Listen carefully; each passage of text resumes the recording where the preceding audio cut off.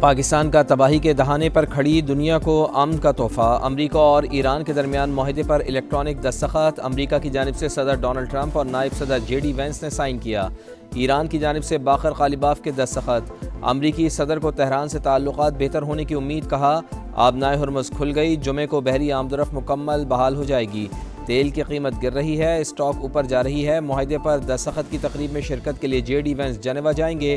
میں بھی جنیوا جا رہا ہوں، ہو سکتا ہے کہ تقریب میں شرکت کروں، لیکن یقین سے نہیں کہہ سکتا۔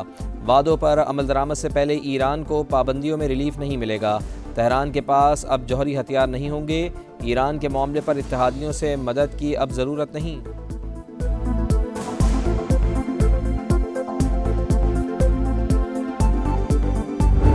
اس تاریخی معاہدے کی باضابطہ تقریب جمعۃ المبارک 19 جون کو جنیوا میں ہوگی۔ اس تقریب کی میزبانی اللہ کے فضل و کرم سے پاکستان کی ہوگی۔ جنگ کی تاریک رات کے بعد امن کا سورج طلوع، وزیر اعظم اور فیلڈ مارشل کی غیر معمولی سفارتکاری سے صدی کا سب سے بڑا تنازع حل۔ امریکہ ایران معاہدے پر باضابطہ دستخط کی تقریب 19 جون کو جنیوا میں ہوگی، میزبان پاکستان ہوگا۔ وزیر اعظم میاں محمد شہباز شریف کہتے ہیں جنگ کے شعلے بجھانے کے لیے فیلڈ مارشل نے شب و روز ایک کیے۔ مورخ ہمیشہ پاکستان کے نام سنہرے حروف میں لکھتا رہے گا۔ مذاکرات کے دوران کئی نشیب و فراز آئے، بعض اوقات لگتا تھا کہ معاملہ ابھی ختم ہو جائے گا، مشکل حالات میں بھی صبر کا دامن نہیں چھوڑا۔ وزیر اعظم کا امن معاہدے کے ثمرات ہر پاکستانی تک پہنچانے کا عزم۔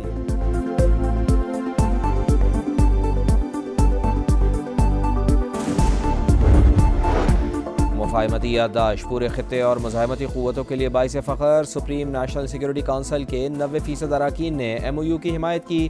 ایرانی صدر کا دعویٰ، کہا معاہدے پر عمل درآمد سے ملک کے بہت سے مسائل حل ہو سکتے ہیں۔ عباس عراقچی بولے مفاہمتی یادداشت پر دستخط کے بعد مذاکرات کا پہلا دور شروع ہوگا۔ جمعے کو جنیوا میں دونوں مذاکراتی ٹیموں کے سربراہان ملیں گے۔ عباس عراقچی نے امن معاہدے کے نفاذ کا ذمہ دار امریکہ کو قرار دے دیا، کہا بات چیت اور معاہدے پر عمل درآمد کو یقینی بنانے پر زور دیں گے۔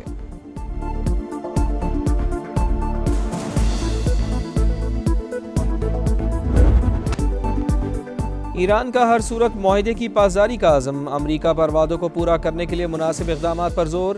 جنیوا جانے سے پہلے خطے کے ممالک کے دورے کا اعلان، مفاہمتی یادداشت پر اعتماد میں لیا جائے گا۔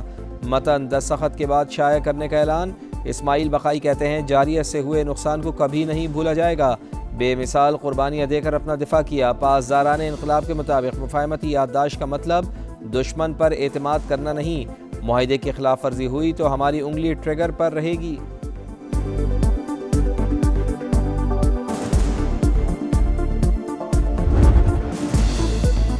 ایران پر پابندیاں ختم کی جائیں گی، مذاکرات سے پہلے منجمد 12 ارب ڈالر جاری کیے جائیں گے۔ 30 دن میں امریکی بحری ناکہ بندی کا مکمل خاتمہ ہوگا۔ 19 جون کو دستخط کے بعد آبنائے ہرمز کھول دی جائے گی۔ 14 نکاتی مفاہمتی مسودے کی تفصیلات منظر عام پر۔ ایران نے جوہری ہتھیار تیار نہ کرنے کی توثیق کر دی۔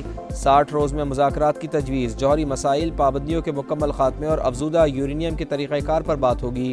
ایرانی میزائل پروگرام اور پراکسیز کی حمایت فی الحال یادداشت کا حصہ نہیں۔ ایران نے نئی پابندیاں عائد نہ کرنے اور دوبارہ حملے نہ کرنے کی بھی گارنٹی مانگ لی۔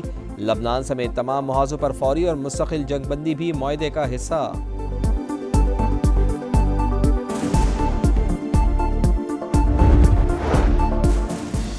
حزب اللہ کا امریکہ اور ایران کے درمیان طے پانے والی مفاہمتی یادداشت کا خیر مقدم، بے گھر ہونے والوں کو واپسی سے قبل انتظار کرنے کی ہدایت۔ لبنانی وزیر اعظم کو معاہدے سے جنگ کے خاتمے کی امید، کہا اپنی سرزمین سے اسرائیلی انخلاء اور قیدیوں کی رہائی کو یقینی بنائیں گے۔ مذاکرات میں مطالبات منوانے کی پہلے سے زیادہ کوششیں کی جائیں گی۔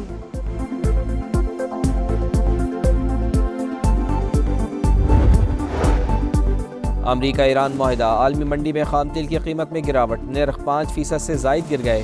امریکی کروڈ آئل 80.61 ڈالر فی بیرل اور برطانوی خام تیل 82.86 ڈالر فی بیرل پر ٹریڈ۔ پاکستان اسٹاک مارکیٹ میں زبردست تیزی، ایک دن میں 5 حدیں بحال، انڈیکس 1,77,000 پوائنٹس کی حد عبور کر گیا۔ بزنس کمیونٹی کا مطالبہ مسترد، شرح سود 11.5% پر برقرار۔ اسٹیٹ بینک نے رواں مالی سال کی آخری مانیٹری پالیسی جاری کر دی، مشرق وسطی کی صورتحال معیشت کے لیے نیا چیلنج قرار۔ ایف پی سی سی آئی نے شرح سود برقرار رکھنا معیشت کے لیے انتہائی نقصان دہ قرار دے دیا۔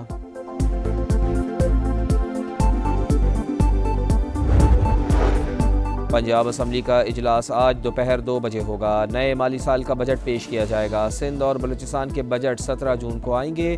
خیبر پختونخوا میں 2 بجٹ تیار، ایک پورے سال کے لیے اور دوسرا صرف 3 ماہ کے لیے ہوگا۔ اجلاس کب بلانا ہے، صوبائی حکومت فیصلہ نہ کر سکی۔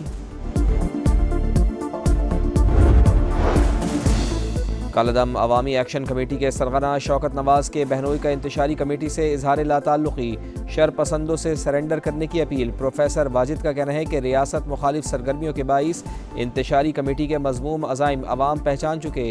آئی جی آزاد کشمیر کہتے ہیں راولاکوٹ میں شر پسندوں کی سرگرمیوں کو کنٹرول کرنے کے لیے فورسز موجود ہیں۔ اب تک 81 مقدمات درج کر کے 425 شر پسندوں کو گرفتار کیا جا چکا۔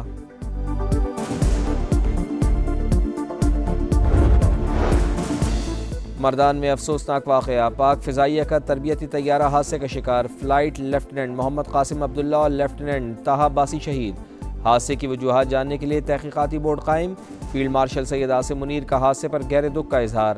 سروسز چیفز اور مسلح افواج کی بھی شہداء کے اہل خانہ سے تعزیت۔ چکوال میں سی سی ڈی اہلکار کی فائرنگ سے بچی کا قتل، والد کا تفتیش پر عدم اعتماد، ذمہ داروں کے خلاف کارروائی کا مطالبہ، وزیر اعظم سے نوٹس لینے کی اپیل۔ پروسیکیوٹر جنرل پنجاب نے کیس کو ہائی پروفائل قرار دیتے ہوئے مکمل ریکارڈ طلب کر لیا۔ آسٹریلوی وزیر اعظم کا پاکستان سے شفاف تحقیقات کا مطالبہ، کہا امید ہے پاکستانی حکومت تمام حقائق سامنے لائے گی۔ کراچی کے علاقے گلشن اقبال میں بزرگ خاتون قتل، ملزمان نے کانوں سے زیورات بھی نوچے، بیٹی کو ڈکیتی مزاحمت پر قتل کا شبہ، کہا والدہ گھر پر اکیلی تھی، نیچے کرایہ دار رہتے ہیں۔ پولیس حکام کو واردات میں کسی قریبی شخص کے ملوث ہونے کا شک، تحقیقات جاری۔ کراچی میں طارق روڈ مارکیٹ میں جیولر شاپ پر ایف بی آر کا چھاپہ، پوچھ گچھ کی، ریکارڈ بھی مانگا۔ چھاپے کے خلاف دکانداروں کا احتجاج، دکانیں بند کر دیں، ٹائر بھی جلائے۔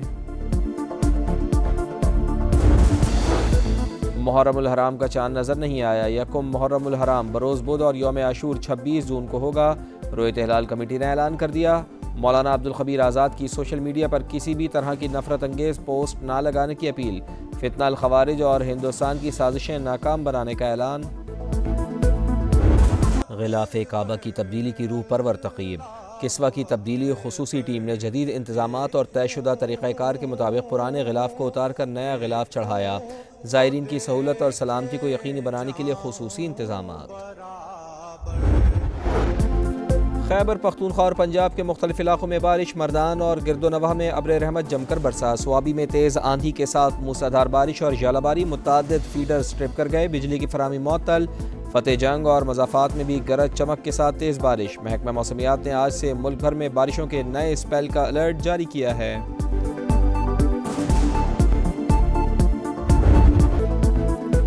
تبدیلی لاؤ، کرکٹ بچاؤ، سینٹرل کانٹریکٹ کے نئے ماڈل کا اعلان، کوئی کھلاڑی تینوں فارمیٹ نہیں کھیلے گا، ٹیسٹ کرکٹرز پر لیگز کے دروازے بند، ون ڈے T20 اسپیشلسٹ کو 2 لیگز کی اجازت، ٹیسٹ اور ون ڈے کھلاڑی ٹریک اے بی میں شامل ہوں گے، ٹریک سی میں صرف T20 کھیلنے والے شامل، ٹریک ڈی میں ڈیولپمنٹ اور ایمرجنگ کرکٹرز کو رکھا جائے گا۔ چیئرمین پی سی بی کے مطابق 85% سینٹرل کانٹریکٹ کارکردگی کی بنیاد پر ہوگا۔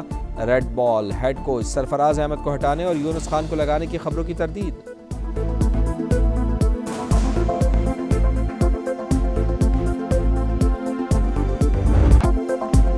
محمد ہینی کا 66ویں منٹ میں اون گول مصر کو بھاری پڑ گیا۔ فیفا ورلڈ کپ میں مصر اور بیلجیم کا مقابلہ 1 گول سے برابر۔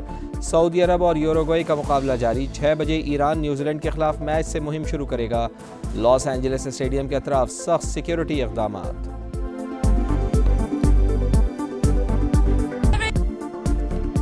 اور سابق ورلڈ چیمپئن موجودہ یورپی چیمپئن پہلا میچ جیتنے میں ناکام، لامین یامال کی ٹیم 64ویں نمبر کی ٹیم کو شکست نہ دے سکی۔ فٹ بال ورلڈ کپ میں اسپین اور کیپ ورڈے کا میچ بغیر کسی گول کے برابر، کیپ ورڈے کے گول کیپر نے کئی یقینی گول بچائے، ڈیفینڈرز نے بھی ٹیم کے لیے مضبوط ڈھال کا کردار ادا کیا۔